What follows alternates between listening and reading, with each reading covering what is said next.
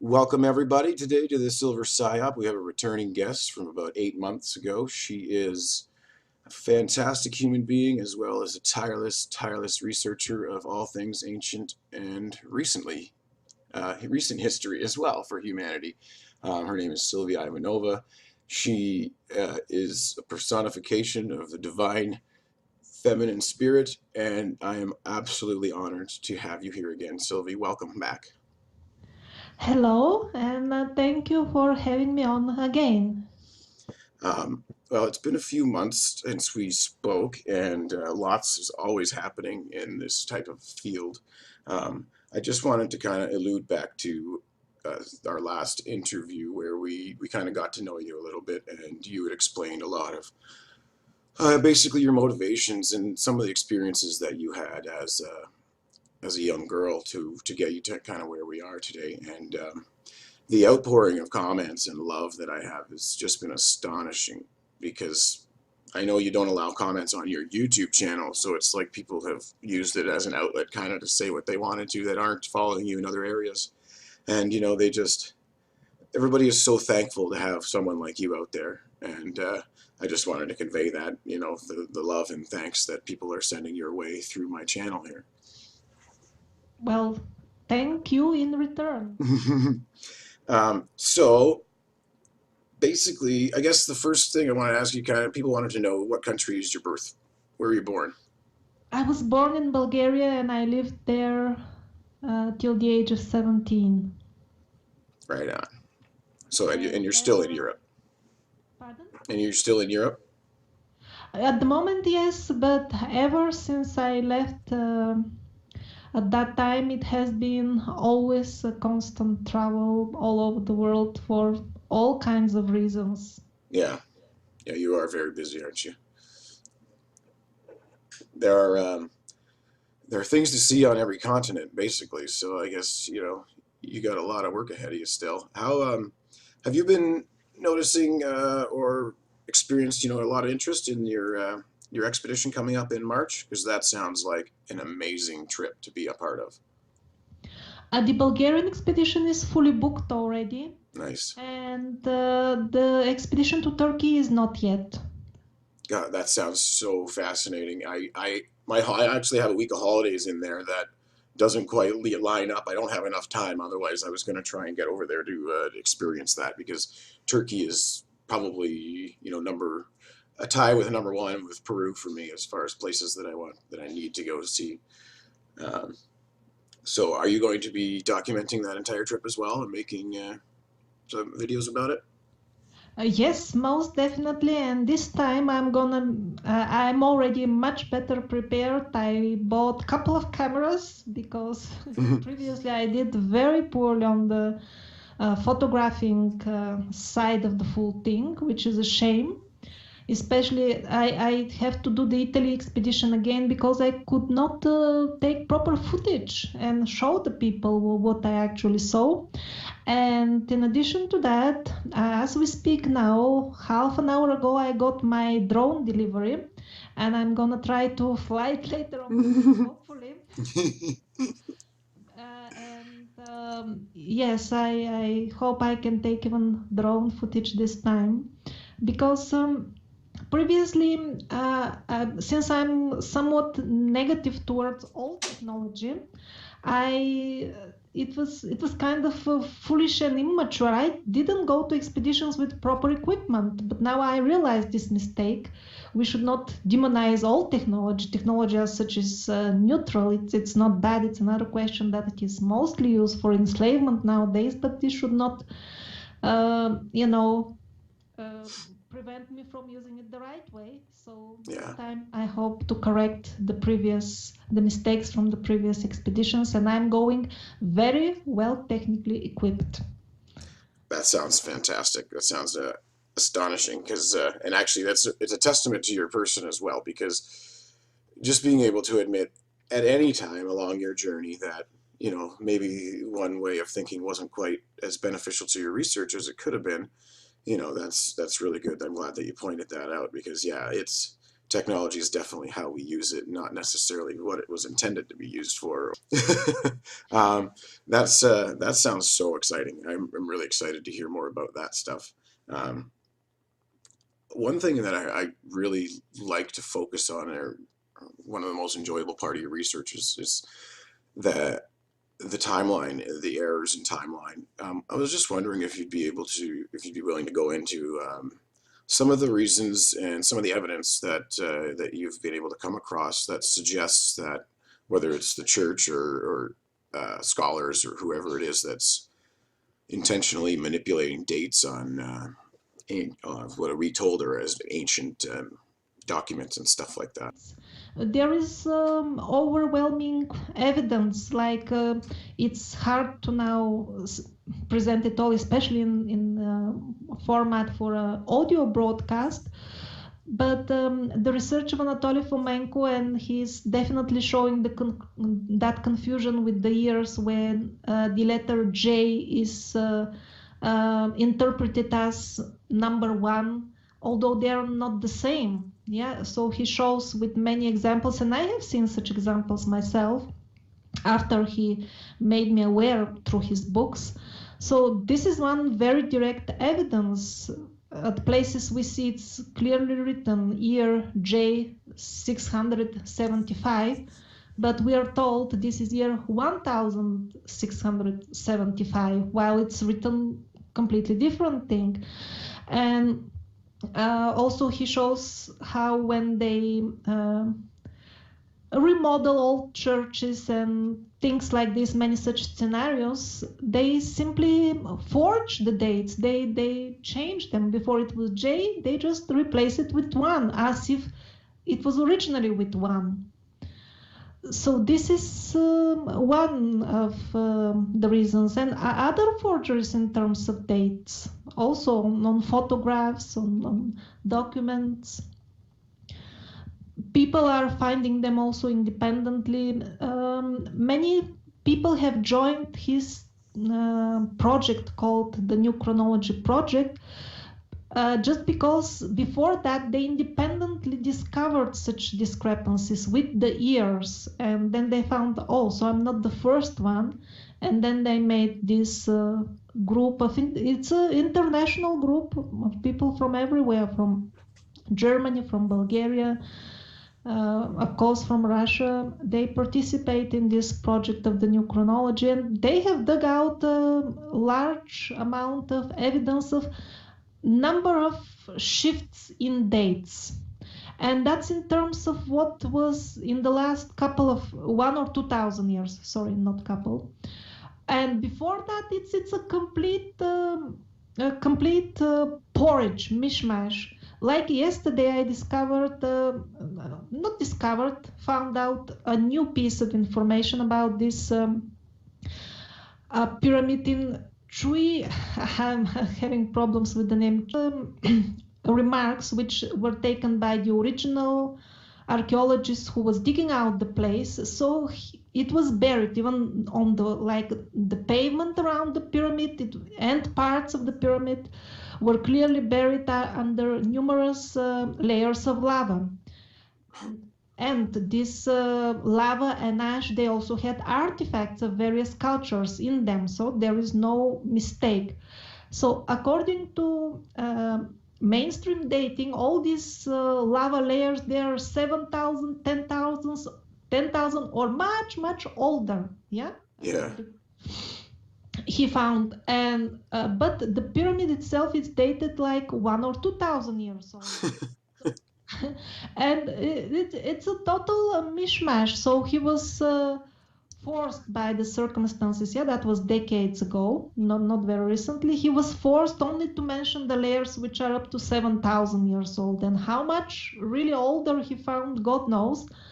But even that is quite a lot. And on the top of that, the pyramid itself looks quite newish. I for some time, at some point in my time, I had to restore all houses, organize people to do it. So I have some eye for this, how houses decay, because I was restoring a couple of historic houses, couple of 100 years old. I knew their date of construction and all that. So I know how fast construction falls apart. There is no way that that pyramid is 7 or 10 or 20,000 years old. I'm sorry, unless it was preserved in a jelly. It doesn't seem to be the case. So it's a really total mishmash. That's interesting.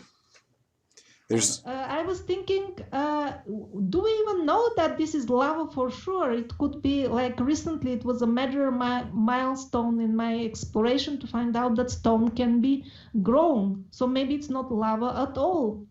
Also, I found another interesting idea that sometimes the earth is archived, not historic sites can be archived by the superintendents of the earthly civilizations, because now we are like the small stupid people, so important stuff is sometimes just covered by them, so that we can't get to the places of power and create havoc with our negative thought forms.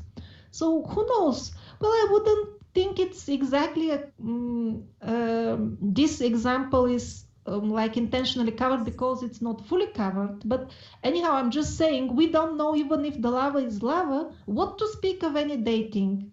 I think it's even useless to try to adjust, is the pyramid older or are the layers younger? It's just the full thing is a joke. Yeah, I completely agree, and you find that unfortunately in almost every site that I'm sure you go to, as far as what's being written down. Everybody who comes along doesn't seem to acknowledge the researcher before them or the local, the local actual stories and whatnot, as far as who and what was going on then. Um, so I guess basically that type of stuff was probably fairly easy, I'm assuming, for them to pull over. Would you think that it was because the literacy rate and that type of thing, like not as many people were able to read anything, even when those documents were written, and it's never been in the hands of the regular people? Is that kind of where you think that took hold? You mean the records of the actual excavations? Well, just any kind of records at all that have been changed as far as dating. We don't even know how was the literacy at that time. We don't even know that. What were the factors? We even don't know because we don't know anything. Recently, I'm just getting the impression that I've been too much naive to believe the mainstream history. It's wrong even more than I suggested a couple of months ago. This is what I'm realizing lately. Really? That's pretty scary because, I mean, your opinion a couple months ago was not all that high of this system. Can you just go into that a little bit? What things that you may have discovered recently that have really shaken your belief? Well, things like this, like this case that I told you, which is not even a question of interpretation. It's like a question of how all their stories match. What is very shaky? What made it shaky? Well, for example, major thing that made it shaky was when I was making the video about growing stones. I discovered that the situation with geology is not different than that of the historic science or so-called science. And it's same like with the Darwin theory, which now we call theory as if it is something proven, but in reality it's just a hypothesis. Mm-hmm. And I found out that I read the material of a mainstream professor, very prominent one, who frankly admitted that all these ideas of origins of rock, they are not anything proven. They are preached as if it is as if they are proven, but in reality, in the beginning, they were introduced as a hypothesis. And exactly at the time when Darwin's theory, although being hypothesis, was labeled as theory, which is wrong. It should not be. Yeah. At that time, they also made the same with geology. And then I also realized at that time they introduced medical so-called science, which aims at poisoning people. So it's kind of scary when I saw to what an extent just let's say roughly 200 years ago or something they like established a paradigm and made it kind of official without any good intent. And yeah, you understand what I mean. Yeah. And why I actually didn't reply, why did they do the changing of the years? It's very important that people think, for them it is very important to deceive people that the times when they had more personal freedom, those times were far, far away. And also they deceive us that people were primitive at that time. So I think the main reason for everything is to convince us that advancement and of civilization has to go hand in hand with losing our liberties. In reality, we were quite free even a couple of 100 years ago. And recently I found a very good formulation of the full situation. Like one example, the Stone Age, it's a very good name because it describes the time when people could fashion anything out of even huge stones without any problem. Yeah, we see smooth cuttings, absolutely giant proportions of blocks being used. Didn't seem to have been difficult for them as it would be difficult for us. Yeah. But now we kept the name Stone Age, but now for the people it means that people were banging each other with stones. They were so stupid that they couldn't do anything else but bang stones or throw it at each other.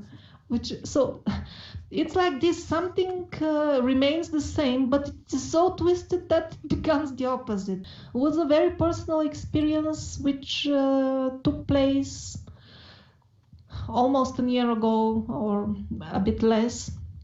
So what happened, I have a lot of roses, so I was cutting roses, a row of roses, and I was throwing the cuttings in a bucket.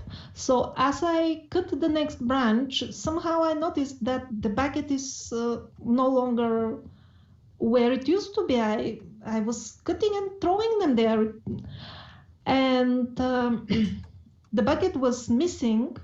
And in the beginning, I convinced myself, well, I must have something mistake happened, and I started looking for it, and it was nowhere to be found in the entire garden.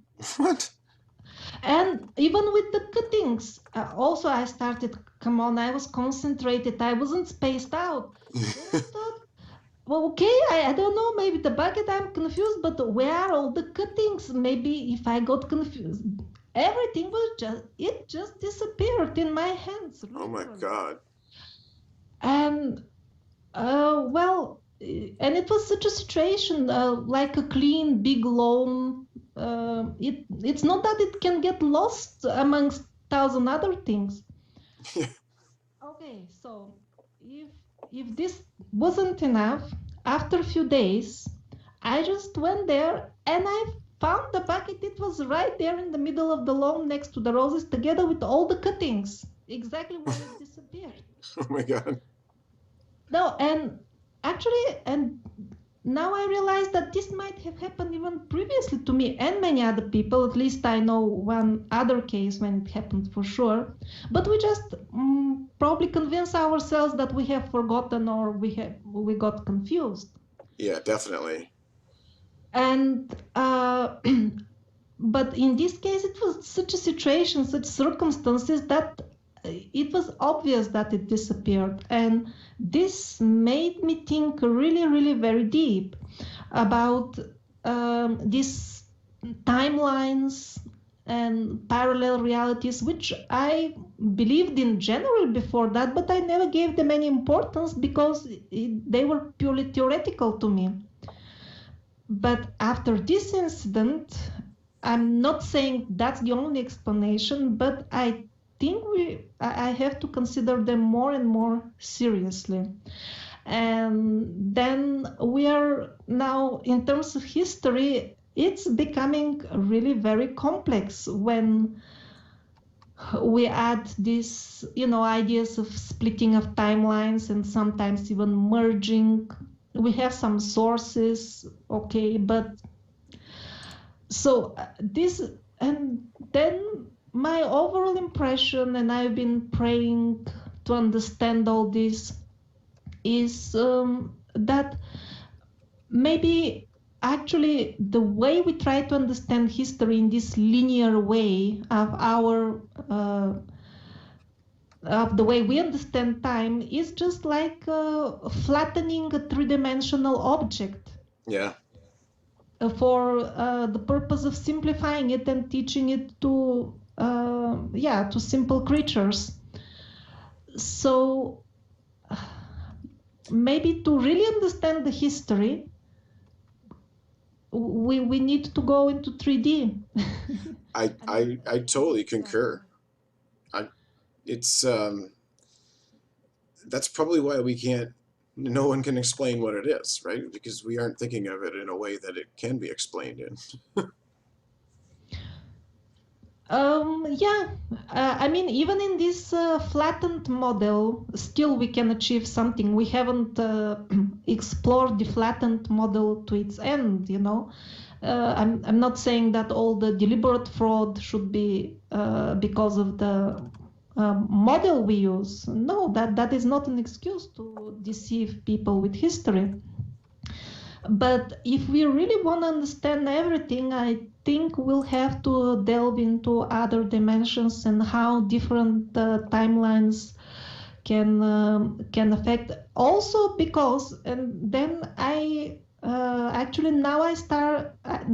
after this incident with the missing roses, I also start connecting some visions, astral visions, which I had years ago and I did not understand. And in these visions, our situation currently is heavily influenced by other timelines. For example, the timeline which is mostly influencing us, what I saw in the visions, is a split in timelines which occurred towards the end of the Second World War.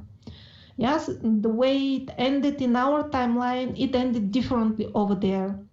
Oh my God. So, okay, continue. Sorry. And but that's what I saw years ago, and I dismissed it because I wasn't. I was doing other things at that time. Those visions were completely different. Not was just they were like for me at that time kind of irrelevant. I didn't know what to make out of them. I just remember them, and then, by the way, after that I read an article by Project Camelot. Yeah, there is this lady, Carrie Cassidy, and she was interviewing somebody.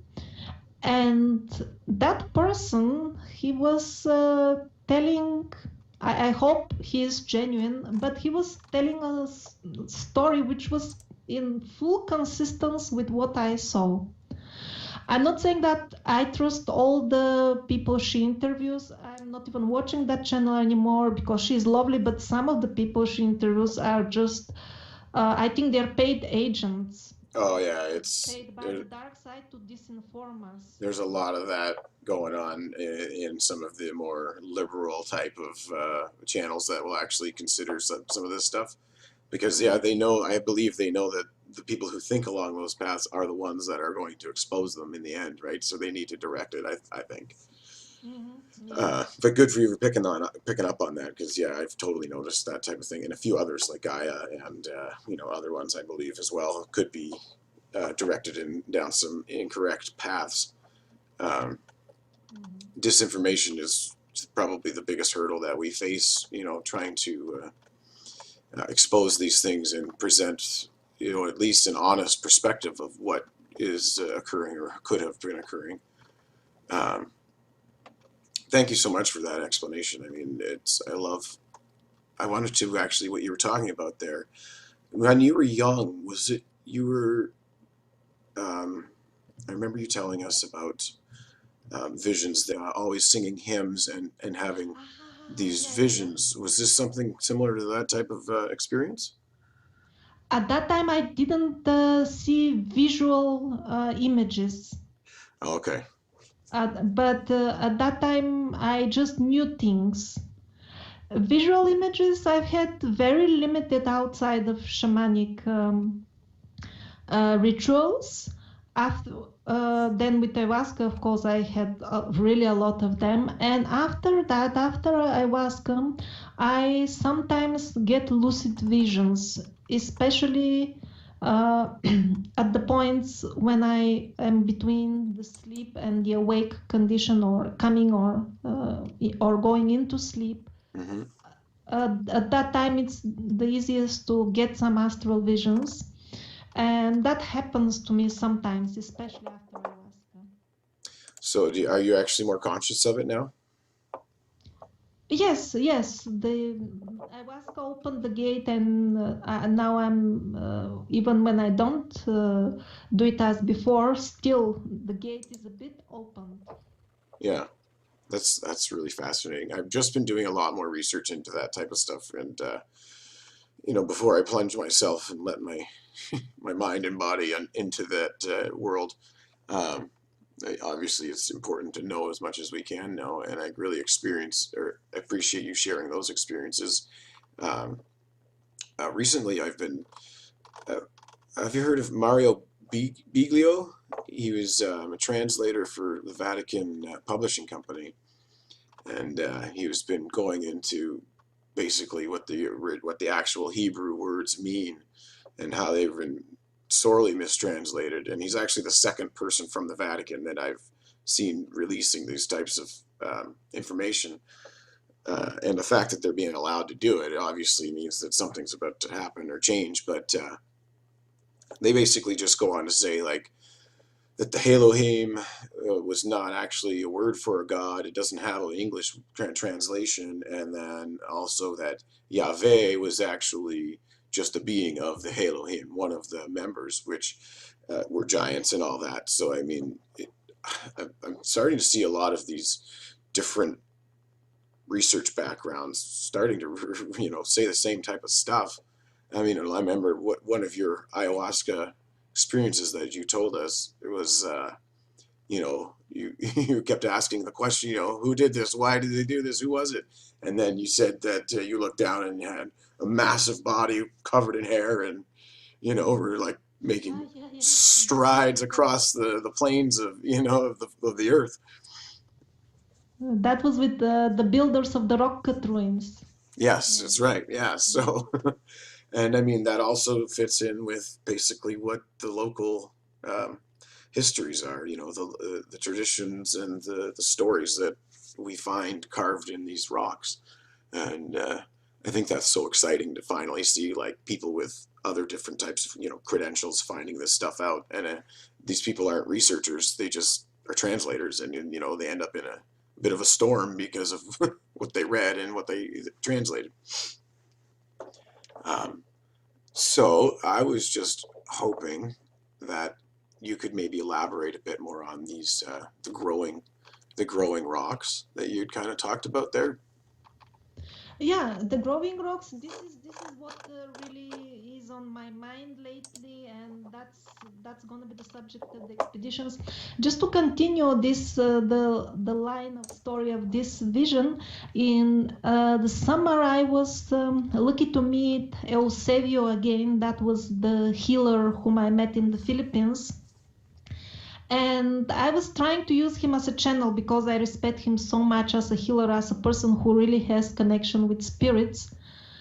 And one of the questions I asked him was who built the rock-cut cities. And the only interesting piece of information was that they were crude and hairy people. So this, with being crude and hairy, it's kind of confirmed. And he described them pretty much as primitive looking. And so at that time, I still didn't understand, but how did they make the rocket cities? Because they also have some traces of quite an advanced engineering techniques, and at places even the surface is smooth and not clear how they made it. Didn't look like chiseled, so it didn't answer my questions at that time. But then when I found this about the rock growing stuff on one online blog, this was like finally the breakthrough for me. And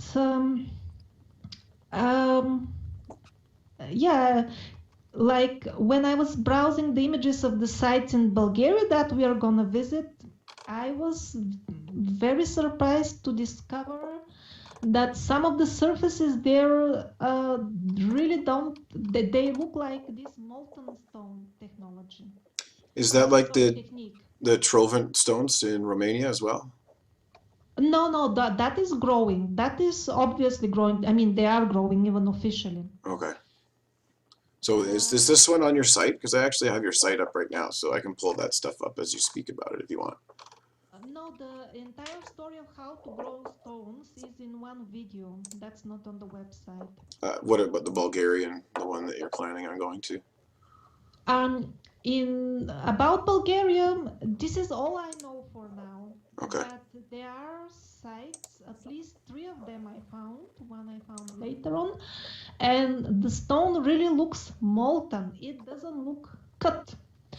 And now, what to get back to the original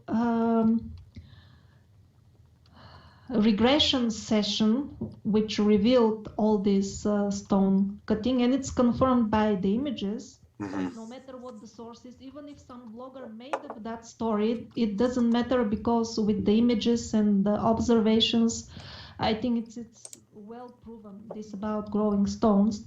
So on that regression session, he said that the people who built the rocket cities, they were simple people, but they just learned how to live together with the stones and how to kind of communicate with them.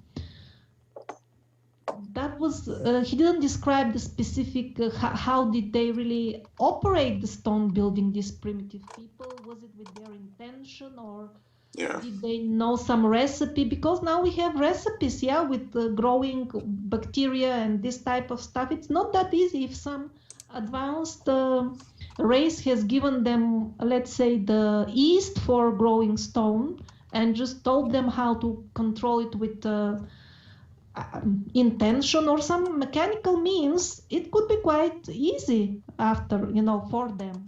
So do you think that maybe this could maybe explain what we may, or some of the other videos, what we interpret as possible geopolymers? Do you think that this could possibly be what it was instead? No, I think these are 2 completely different techniques. Okay. Probably, I'm not sure, because the geopolymer thing is very, very recent. It has been used even 100 or 200 years ago. Okay, so and it's easy to distinguish, I guess, then? No, not for us, because it's so difficult, and because not many, this requires going to the places and looking at them, and this new thing with the growing of stone, I'm not even aware of anybody doing expeditions to check exactly this stuff. So it's a really very new thing. Sadly, this video didn't get as many views as some others. If I mention some reptilian or something in some video, this is very popular, so many likes and shares.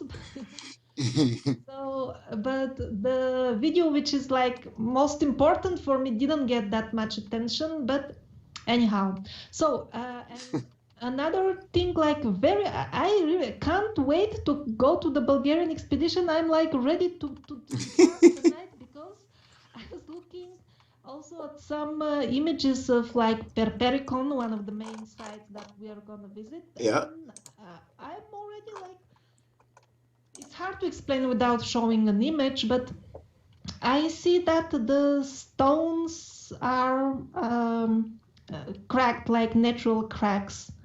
But on the other side, I noticed that somehow these cracks they follow the runes and the staircases that they cut. Hmm. I've And actually I've got your website. I've got Megalith Orgs up right now. I'm recording it, and so I've got Peppericon up. Is there any of those pictures on your site you want to talk about while we're doing this? Because I mean, I'm showing what you're talking about right now, that the cracks being some natural, and then but also following the walls. um, the images which I was looking at maybe 1 or 2 days ago, they were found. I found them on one 360-degree images of various places. You know, like yeah, the panorama images. Yeah, Yeah. So it's a spectacular site. I can see why you were excited because it's got a little bit of everything there, doesn't it? yeah, I'm not interested in the medieval towers. I just skip such things. No, for sure. But I noticed it looks like the ancient tracks, like they find in Turkey and all kinds of places in the stone. That Yeah. In Bulgaria, we also have tracks, yeah, and it seems that these tracks they are connected with molten stone. I saw that at least in four sites there is definitely molten stone, and officially all this is rock cut and yeah, I'm really very excited because this is very near to where I was born. Actually, my grandmother comes from the villages that are around this such ruins. I've never been there. I didn't even know the name of the village. I had to ask my father, and I didn't even know this site such sites exist, although I lived there, yeah, almost 2 decades. And even now I found them by chance and not in some historic publication. I just found them on various bloggers of treasure hunters. wow. Historians, they don't go at such places. Come on, they have it already made. That's right. They already got the answers, right? What do they need to look for anything? Yeah. And then one thing led to another, and then I understood I'm looking for the wrong thing because Bulgaria is very they all the time find coins. It was on the Silk Road, one of the Silk Roads. There were major Roman or Romaic roads, so people with metal detectors, it's very popular. So this yeah, on this type of blogs for this type of people, we can find information about the historic sites because now the only relation the local people have with it is to go and rob it. Yeah, that's horrible. It is. Oh my goodness! Wow. So you've got really busy 2018 ahead of you, then, don't you? Well, let's see. Well, for yeah, after these two expeditions, let's see if I can make more in the autumn. Yeah, that would be. The more interest you get, the better it's going to get. I'm assuming that's. Um, you've just been. How long do you say have you figured you've been really putting your soul into, determining all of this stuff, how it happened and why it's there? Oh, it started just maybe 2 or 3 years ago, something like that. Yeah. Wow, so you've been really at it hard then the last few years. I love your website is just absolute wealth of knowledge, and I usually reference it every time I make a small video on any kind of a site across the world. There's almost I know it's going to be there. So the last place I look is your website because I know it's where I'm going to get the most of my information. So it's nice that I find other things in other places that correlate what I can find also on your website, and then get a couple of different sources going, which is good. Um, so one thing that I really actually I can't stop thinking about because I think it's just fascinating, and it's honestly it's one of the things that people kind of make fun of the most, I guess, that I've discovered is that the the dwarf ruins and the tiny home, tiny little structures that are so architecturally, you like perfection. And you're kind of joking in one of your videos about how it's like, do you seriously expect toddlers to have been able to create these types of things, and which is what the size would be. I mean, these two 24-inch um, master Yes. stonemason, right? Like, Mhm. Yeah, this was one thing that one line that I could not follow. I was thinking to approach. There are people who have invested lots of time researching this Erdstellen in Germany, in Swiss, in Austria, where they are found in greatest concentration. They are specialists. I was thinking I have to get like interviews from them because most of the sites are not even open to the public, or there is no way to find out where they are. mhm. This is one thing I still have to do, and sadly, it's now on the background of my activity. Well, that's part of the problem with having, whatever, 600 or 700 sites that you are aware of on your site, anyways, that you can't really do them all, I guess, right? Mhm. But so you said right now you're really researching, was it the growing stones? Yes, well, growing stones is just the most likely answer to what I'm really the actual question are the elf castles and these molten stone things in Bulgaria, which is they are more or less probably the same culture, same civilization, so to say. Is it really grown stone, or how did they melt it? I mean, it looked really very, very smooth, like those niches, the cut niches in Peru. Those Hmm. are also extremely mysterious because in other places where we have blocks, it is quite possible that they were actually cast out of geopolymer, and that would explain a lot of the perfectly smooth sides, and also it would explain lots of unbelievable drilling holes, yeah, if they were Oh made of yeah. soft stone. But when we have such cuttings on really bedrock, like in Peru, and they're really high tech, smooth, and also other traces like really, now that is very, very serious. Sorry to have interrupted you. It doesn't mean that everything with smooth places is cast out of geopolymer. I'm just saying it's possible explanation. That's fascinating. Yeah, because I mean, some of the surface qualities is it's astonishing, and um, yeah, it's currently obviously unexplainable, but that's really fascinating. That when you said the holes, because that's one of the biggest mysteries, especially in Peru and Bolivia. It's more highlighted there, but it's also in Egypt and basically all over Turkey as well. There's these in Bulgaria. I even saw some as I was just looking through their precision cylindrical holes, which we can't do today still. So that's would be like a very logical explanation, having it soft.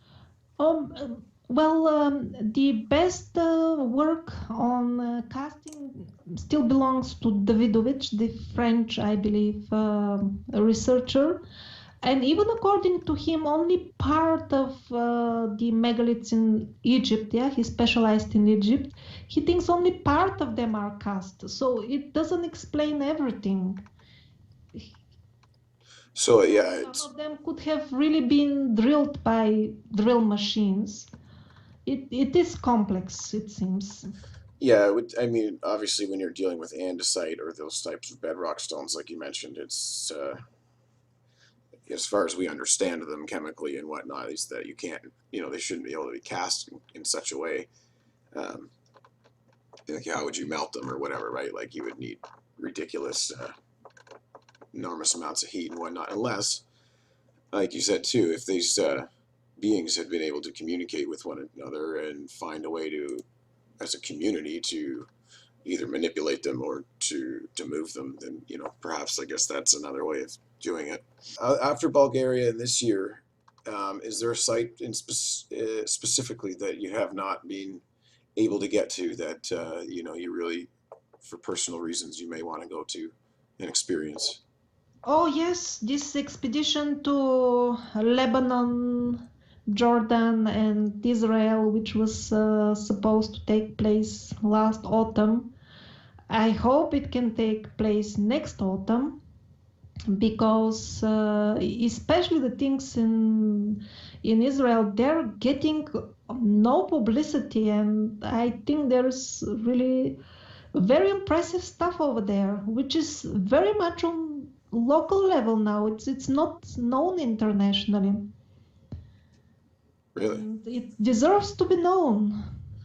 Yeah, no kidding. It's such a tough region geopolitically. Um, do you have to really, I guess, do you have to hire like special bodyguards and people guides to navigate safely through these regions? No, I really don't think so, at least currently. And first of all, I don't think that the sites I'm gonna be looking at have anything to do with the current population anyway. Oh, That's okay. that's one thing. Um, and then no, it's quite expensive to travel there, but I think it's relatively safe. When I researched it half a year ago, it was just fine. Oh, that's good. That's kind of one of the perhaps one of the misconceptions that we get here is that obviously everything about that region we are told is in turmoil, and a lot of the times it's kind of a little bit nerve wracking, putting that kind of money into something that they're afraid you may not even get to see if people stop you from going into uh, certain sites. So you find, I guess, so people locally aren't even really interested in any of this stuff. No, they are known to be like historic sites. They are not denied. Even Petra. Not so long ago, the world didn't know about Petra. It got famous because of some movie, and it's Indiana very Jones, mind yep. blowing. And I believe there are other mind blowing things in Israel, and I want to see them. Yes, definitely, because also we have some like Bible prediction that the full Israel will be like leveled with the ground, like Yeah, pulverized, how I say, made into powder. yeah. So I want to get there before that happens, if it happens in our timeline. Yeah, or yeah, that that is the timeline stuff that you brought up. That really threw my mind for a loop. I didn't expect to get into that. That stuff really is fascinating because there are so many things. Before I got into anything megaliths or financial and geopolitical structure of power type stuff, I was big into paranormal research, and I got into a few abandoned places and scary stuff with, electromagnetic field detectors um, and the limited experiences that I did have kind of led me to think that maybe these types of things are interdimensional occurrences. It's just the thought about interacting with another timeline obviously is just beyond most of our comprehension, but I'm really thankful that you brought that up because again, it just shows that whether it's a financial field or history-based fields or megalithic ancient histories studies, they all seem to resonate very well together and they seem to correlate one another. I would think in other areas if we're paying attention properly. Anyways, do you agree with that? Absolutely, yes, 100%. I think that's pretty cool. Well, I think that we've covered a lot of the things, everything I wanted to talk about today, and so I just want to take the time, I guess, to thank you again for spending an hour of your day with me, and I look forward to perhaps speaking with you again in the future. It was a pleasure for me, and you're most welcome anytime. Thank you. Right on. Well, thank you so much, Sylvie, and be well. I wish you the best of luck on your upcoming expeditions, and I hope to join you sometime in the future on one of them. Okay, thank you very much. Take care, Sylvie. Bye bye.